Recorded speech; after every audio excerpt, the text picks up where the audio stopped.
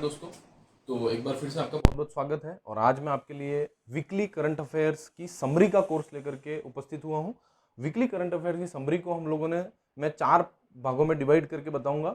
उसमें से first part है पॉलिटी, इंटरनेशनल रिलेशन, कॉन्फ्रेंसेस और इंडाइसेस। 4 प्रकार के इसके जो है वो रहेंगे। अब उस वीकली करंट अफेयर समरी को हम लोग स्टार्ट करते हैं आज पहली बार। सबसे पहला है हमारा पहला वीकली करंट अफेयर, जिसका जो है जापान के जो प्रधानमंत्री हैं उनका नाम था शिंजो आबे, अभी भी है वो।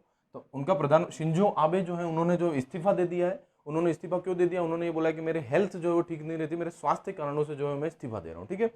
जापान के प्रधानमंत्री ने जो है वो एक इकोनॉमिक्स या अर्थशास्त्र से रिलेटेड एक नई पॉलिसी अपने जापान में लागू करी थी, जिसको कि आबेनॉमिक्स के नाम से जाना जाता है। इस पॉलिसी की विशेषता ये थी कि एक तो ये अपने जैसे जो देश थे उनके साथ में अच्छे संबंध, जैसे इंडिया, ऑस्ट्रेलिया, इनके साथ में अच्छे संबंध बनाने को प्रोत्साहित करता था। दूसरा कि ये बहुत ही इकोनॉमी में बहुत ज्यादा लचीलापन देते थे, मतलब लोगों को बहुत ज्यादा, कंपनीज को और उनको बहुत ज्यादा छूट देते थे कि तुम अपना काम जो है वो फ्रीली कर सकते हो, सरकार का नियंत्रण उस पर ज्यादा नहीं था। तो ये है आबेनॉमिक्स की विशेषता।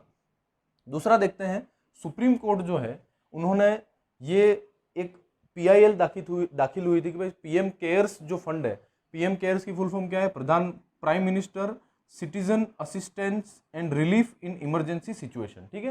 तो ये जो फंड है उसकी ऑडिट होनी चाहिए, ऐसे करके एक पीआईएल दाखिल हुई थी। सुप्रीम कोर्ट ने मना कर दिया। क्या बोला सुप्रीम कोर्ट ने? कि पीएम केयर्स जो फंड है वो एक ट्रस्ट है, और दूसरा कि इसमें कोई सरकारी पैसा जो है वो नहीं लगा हुआ है, इसलिए इसकी ऑडिट करने की, सीएजी द्वारा इसकी ऑडिट करने की कोई जरूरत नहीं है। ठीक है। पीएम केयर्स के ऊपर एक पूरा का पूरा लेसन जो है, वीडियो लेसन मैंने अपलोड करके रखा है, बहुत इंपॉर्टेंट टॉपिक, आप चाहे तो वो वीडियो लेसन देख सकते हैं। तीसरा हम लोग देखते हैं, सुप्रीम कोर्ट जो है, ये फिर से सुप्रीम कोर्ट है, उन्होंने ये बोला है कि एक हमारा एक्ट होता है डिजास्टर मैनेजमेंट एक्ट, महामारी निषेध अधिनियम, महामारी प्रबंधन अधिनियम 2005 जो है वो एक एक्ट है।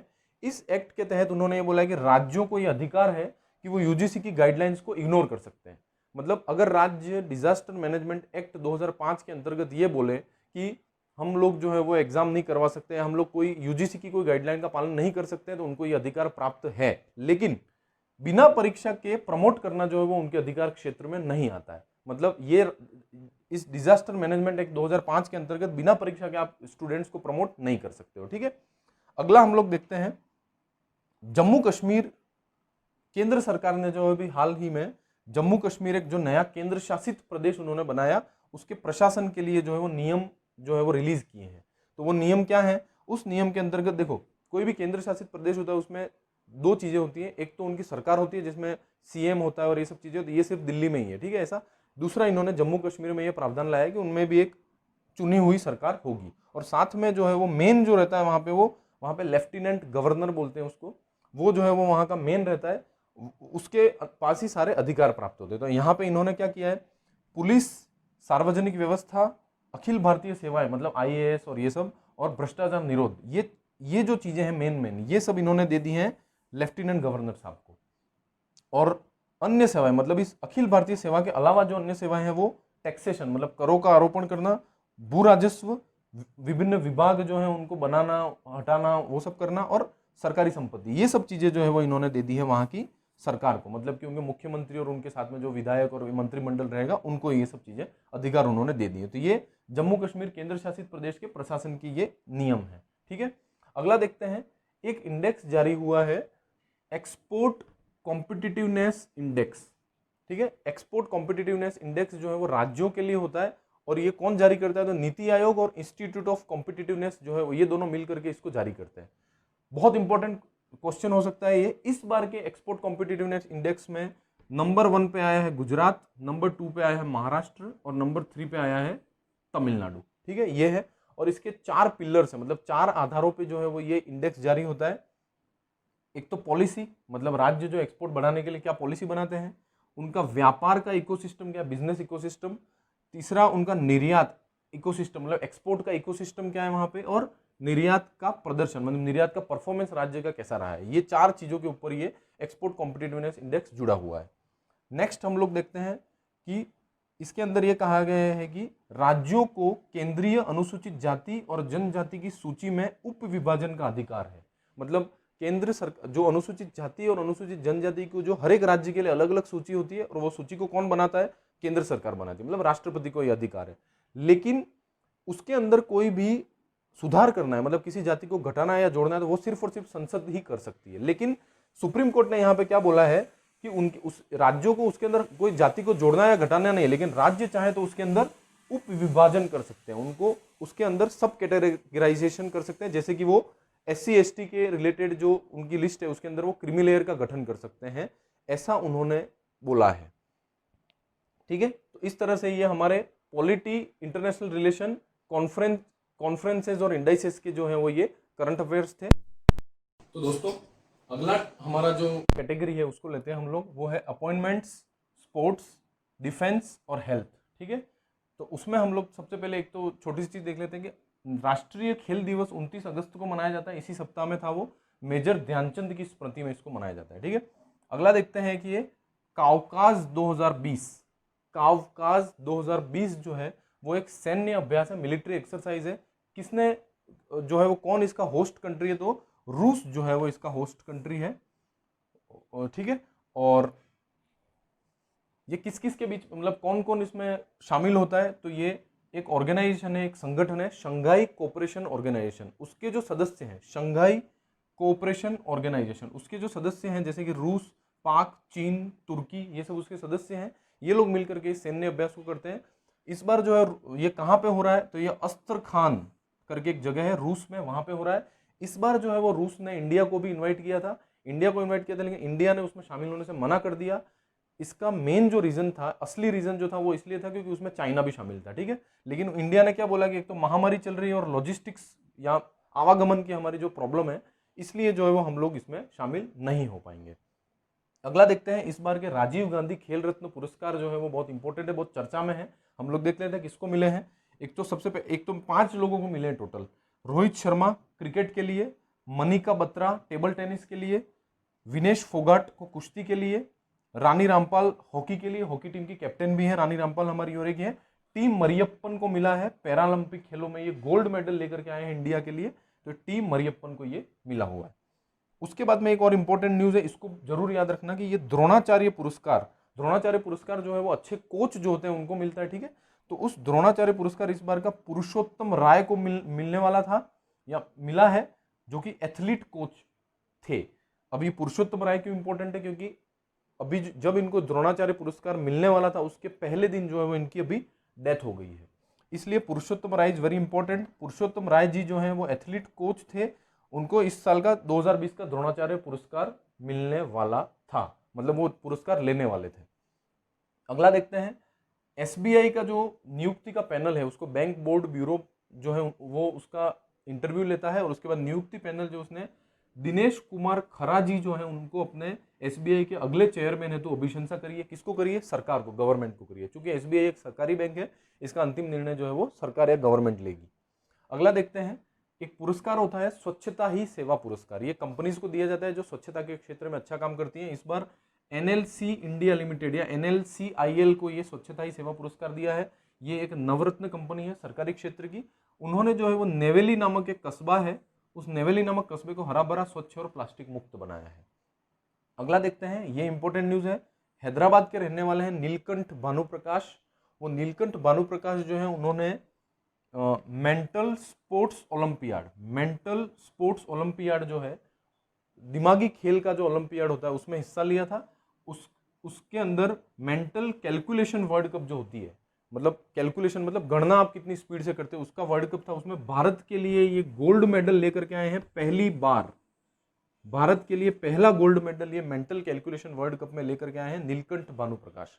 अगला देखते हैं, इस बार का जो बुकर पुरस्कार होता है, बुकर पुरस्कार जो है वो राइटर को दिया जाता है, इंटरनेशनल लेवल पे है ये पुरस्कार।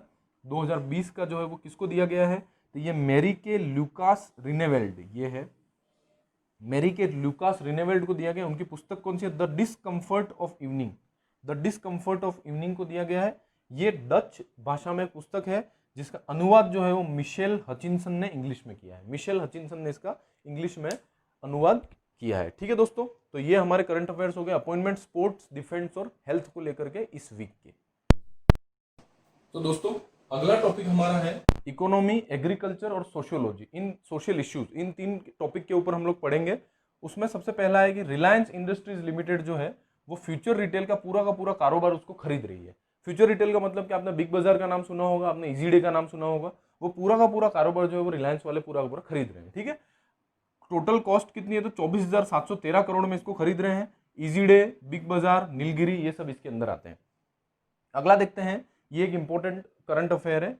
केंद्र सरकार ने जो है वो अभी जो है राज्यों को ये बोला गया है, देखो अभी क्या है, कोरोना महामारी हुई है, कोरोना महामारी की वजह से राज्यों में और केंद्र सरकार दोनों में जीएसटी और उनका जो राजस्व वो लोग संकलित करते हैं उसमें बहुत ज्यादा कमी आई है। तो केंद्र सरकार ने राज्यों को ये बोला है कि भाई आपके पास में जो जीएसटी और राजस्व की जो कमी आई है उसको हम लोग तो पूरा नहीं कर सकते, क्योंकि केंद्र सरकार अभी वर्तमान में इतना ज्यादा कर्ज ले चुकी है कि वो और ज्यादा कर्ज लेने की स्थिति में नहीं है। ठीक है, केंद्र जो है वो उधार अभी वर्तमान में नहीं ले सकता। क्यों नहीं ले सकता? क्योंकि इससे ज्यादा अगर उधार लेंगे तो जो केंद्र सरकार के द्वारा जारी जो गवर्नमेंट सिक्योरिटीज होती है, उस जैसे बॉन्ड और ये सब जो गवर्नमेंट जारी करती है उसकी यील्ड या उसका जो लाभ है वो कम हो जाएगा। तो उन्होंने क्या बोला कि राज्य जो है वो अपने लेवल पे कर्ज लेकर के और उसको पूरा कर सकते हैं। अभी उन्होंने उसको कर्ज, राज्यों को कर्ज लेने के लिए दो ऑप्शन दिए। पहला ऑप्शन क्या है कि केवल और केवल जो जीएसटी से आपको जो लॉस हुआ है, अगर वो कितना है तो 97,000 करोड़ है, उसी को आपको अगर कंपेंसेट करना है तो उसके लिए केंद्र सरकार आपको एक विशेष विंडो देगी आरबीआई के थ्रू, और उस विशेष विंडो के थ्रू आप उसको बोरो कर सकते हैं, कर्ज ले सकते हैं, और जब भी उसका ब्याज भरने का आएगा तो जो विभिन्न प्रकार के सेस आरोपित किए जाते हैं उससे उस ब्याज को चुका दिया जाएगा। दूसरा ऑप्शन ये है कि अगर राज्य ये बोले नहीं यार हमारे तो इससे काम नहीं चलेगा, हमको तो पूरा का पूरा भरपाई चाहिए, तो इसके लिए 2,35,000 करोड़ का पूरा फंड है। उसके लिए उन्होंने बोला है कि भाई आप आरबीआई की हेल्प ले सकते हो और बाजार से उसको कर्ज ले सकते हो। और बाजार से कर्ज कैसे लेती है सरकार? प्रतिभूति या गवर्नमेंट बॉन्ड जिसको बोलते हैं, उसको जारी करके जो है वो बाजार से कर्ज लेती है। तो ये एक इंपॉर्टेंट चीज है। जब से जीएसटी लागू हुआ है उससे क्या होगा कि राज्यों का जो कर का संग्रहण है, पहले राज्य जो है वो वैट लेते थे, वो बहुत उसकी परसेंटेज बहुत ज्यादा होती थी। अभी जीएसटी है तो जीएसटी में केंद्र सरकार के पास कर ज्यादा आता है, राज्यों के पास कम आता है, तो केंद्र सरकार उनको उसके बदले में कंपेंसेशन देती है, भरपाई करती है। तो इस तरह से ये केंद्र सरकार ने उनको ये ऑप्शन दिए है। तीसरा है कि इस साल जो है एक बहुत अच्छी न्यूज है हमारे कृषि क्षेत्र के लोगों के लिए कि इस साल खरीफ की जो बुआई है वो 7% इंक्रीज हो गई है। क्यों? क्योंकि इस साल जो है बारिश बहुत ही अच्छी हुई है। अगला ये आपको जो है वो आगे इकोनॉमिक्स में या इसे लिखने में जो है वो आपके काम आ सकता है। चौथा हम लोग देखते हैं कि अपने केंद्रीय जो सड़क परिवहन एवं जहाजरानी मंत्रालय या उसके जो मंत्री हैं वो है नितिन गडकरी साहब। नितिन गडकरी साहब ने एक ऐप लॉन्च की है, उस ऐप का नाम है हरित पथ ऐप। और वो हरित पथ ऐप क्या करती है कि जो नेशनल हाईवेज के दोनों तरफ या नेशनल हाईवेज के आसपास का जो वृक्षारोपण किया गया है उस वृक्षारोपण को मॉनिटर करने के लिए ये हरित पथ ऐप उन्होंने लॉन्च करी है। अगला देखते हैं, फिफ्थ है हमारा कि एक केंद्र सरकार जो है उन्होंने 1 जून 2021 से जो हमारे सोने की जो ज्वेलरी होती है, गोल्ड ज्वेलरी होती है, उस पर हॉलमार्क को अनिवार्य कर दिया है। हॉलमार्किंग अनिवार्य है, अभी बिना हॉलमार्क की ज्वेलरी नहीं बिकेगी। और उसके लिए उन्होंने क्या किया है कि एक तो ज्वेलर्स के और हॉलमार्क सेंटर्स का जो रजिस्ट्रेशन और नवीनीकरण, उनका रजिस्ट्रेशन होता है और रिन्यूअल होता है पहले से जो रजिस्टर्ड है उनके लिए, तो उसके लिए उन्होंने एक ऑनलाइन सिस्टम को लॉन्च कर दिया है। ठीक है, ये एक और वो है, 1 जून 2021 से हॉलमार्किंग को अनिवार्य कर दिया गया है। अगला देखते हैं हम लोग कि आईसीआईसीआई बैंक जो है वो एक पहला देश का बैंक बन गया है जिसने सैटेलाइट के थ्रू जो है वो फार्म लोन असेसमेंट करेगा। फार्म लोन असेसमेंट का मतलब क्या है? जो किसानों को लोन दिए जाए, किसान क्रेडिट कार्ड या कृषि लोन है, ये सब जो दिए जाते हैं उसका असेसमेंट जो है, मतलब उसको देना चाहिए या नहीं देना चाहिए, उसके पास में कितनी उपज है और ये सब चीजें वो सैटेलाइट या उपग्रह के थ्रू देखेगी आईसीआईसीआई बैंक। तो ये देश का पहला ऐसा बैंक बन गया है। अगला देखते हैं, हमारी जो ब्रह्मपुत्र नदी है उस ब्रह्मपुत्र नदी के ऊपर भारत का सबसे लंबा रिवर रोपवे बनाया गया है। वो रिवर रोपवे 1.8 किलोमीटर लंबा है और वो गुवाहाटी से नॉर्थ गुवाहाटी के बीच में बनाया गया है। ठीक है, अगला देखते हैं, आठवां, एक चुनौती नाम का एक स्टार्टअप चैलेंज लॉन्च किया गया है सरकार के द्वारा। स्टार्टअप चैलेंज है जिसका नाम है चुनौती। उस चुनौती किसके ऊपर है? तो जो टियर 2 शहर है हमारे, मतलब दूसरे छोटे शहर जो हैं उनके अंदर स्टार्टअप और सॉफ्टवेयर की जो टेक्नोलॉजी है उनको बढ़ावा देने के लिए ये चुनौती नाम का चैलेंज यहाँ पे लॉन्च किया गया है, ये चुनौती। अगला देखते हैं कि जो हमारे पीयूष गोयल साहब है, जो व्यापारिक मामलों के जो मंत्री हैं, केंद्रीय व्यापार एवं उद्योग मंत्रालय के जो मंत्री हैं, उन्होंने एक GIS enabled land bank system launch किया। इन्होंने GIS का मतलब होता है ग्लोबल इंफॉर्मेशन सिस्टम। तो इस GIS इनेबल्ड लैंड मतलब भूमि बैंक सिस्टम इन्होंने लॉन्च किया है। इसके अंदर जो है वो सारी इंडस्ट्रियल पार्क जो है हमारे 3300 इंडस्ट्रियल पार्क हैं, उसकी 3,75,000 हेक्टेयर जमीन का जो है वो पूरा का पूरा डेटा, और उसके अंदर जो वर्षा कितनी होती है, उनके अंदर तापमान, उसके वहाँ तापमान कैसा है, जल मतलब उसके वहाँ पे जलवायु किस तरह की रहती है, जंगल कितने हैं, उन सब का जो पूरा का पूरा डेटा है वो उन्होंने ऑनलाइन जो है वो लैंड बैंक सिस्टम के द्वारा ये लॉन्च कर दिया गया है। तो दोस्तों आज का हमारा जो फाइनल टॉपिक है वो हम लोग लेते हैं इतिहास, कला एवं संस्कृति, भूगोल और पर्यावरण से रिलेटेड। ठीक है, पर्यावरण से रिलेटेड करंट अफेयर्स आजकल एग्जाम में बहुत ज़्यादा आने लग गए हैं, और स्पेशली जब आप सिविल सर्विसेज की तैयारी कर रहे हैं स्टेट या फिर सेंट्रल की, तो ये बहुत इंपॉर्टेंट हो जाते हैं। सबसे पहले देखते हैं भुवनेश्वर उड़ीसा जो है वहाँ पे बाढ़ आई हुई है अभी। वो बाढ़ किसकी वजह से आई है, तो भार्गवी नदी की वजह से आई है। तो एग्जाम में आ सकता है भार्गवी नदी किसकी शाखा है या भार्गवी नदी किसकी सहायक नदी है, तो भार्गवी नदी महानदी की सहायक नदी है, ये अपने को याद रखना है। और ये कहाँ बहती है, तो ये भुवनेश्वर के आसपास उड़ीसा में ये बहती है। सेकंड देखते हैं, ये हमारा एक अलग टाइप की घटना जो है वो सामने आई है कि दक्षिणी भारत जो है, दक्षिणी भारत में बहुत सारी तितलियां होती है। देखो दो टाइप के घाट है, एक तो ईस्टर्न घाट, पूर्वी घाट और पश्चिमी घाट है। ठीक है, पश्चिमी घाट में बहुत ज़्यादा डाइवर्सिटी, बायोडाइवर्सिटी, पेड़ पौधे, फॉरेस्ट बहुत ज़्यादा है।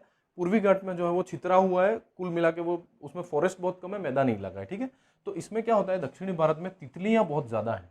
अभी तितलियां क्या करती हैं, तितलियां जो है वो मौसम के को लेकर के बहुत ज़्यादा संवेदनशील होती हैं, सेंसिटिव होती हैं। जब भी कोई मतलब वहाँ पे पश्चिमी घाट में ये मेनली रहती है, क्योंकि पश्चिमी घाट में पेड़ पौधे बहुत ज़्यादा है तो इनको खाना मिल जाता है। जब भी मानसून आने वाला होता है तो मानसून से पहले ही ये लोग जो है वो पश्चिमी घाट से निकल के और माइग्रेशन करके पूर्वी घाट और मैदानी इलाके की तरफ चली जाती हैं, समवेयर अराउंड इन अप्रैल मई के आसपास। और उसके बाद में जैसे ही मानसून खत्म हो जाता है अक्टूबर के आसपास में, तो ये वापस पश्चिमी घाट की तरफ चली जाती है। अभी इस बार क्या हुआ है कि ये पश्चिमी घाट से निकल करके और ये मैदानी इलाकों में तो आ गई, लेकिन मैदानी इलाकों से वापस ये पश्चिमी घाट में इस बार बहुत ही जल्दी जा रही है।